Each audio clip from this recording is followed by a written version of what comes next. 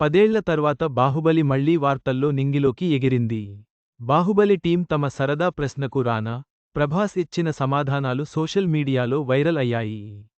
ఈ సరదా సంభాషణలో ఏం జరిగిందో చూద్దాం.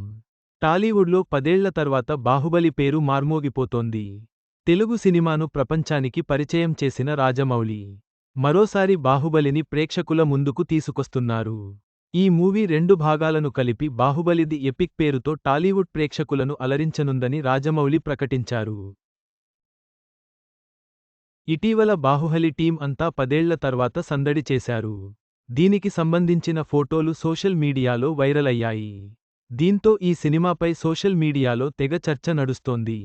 తాజాగా బాహుబలి టీం ప్రశ్నకు హీరో రానా రియాక్ట్ సమాధానమిచ్చారు.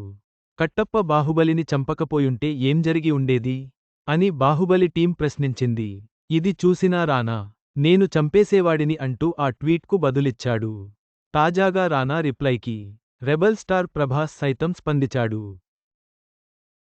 రానా ఇచ్చిన ఆన్సర్ను పోస్ట్ చేస్తూ ప్రభాస్ రిప్లై ఇచ్చారు. 1000 కోట్ల రూపాయలు కలెక్షన్స్ సాధించిన ఈ సినిమా కోసం నేను అదే చేయనిచ్చేవాడినిలే భళ్ళా అంటూ ఇన్స్టా స్టోరీస్లో పోస్ట్ చేశారు. వీరిద్దరి మధ్య జరిగిన సరదా చర్చ సోషల్ మీడియాలో వైరల్గా మారింది.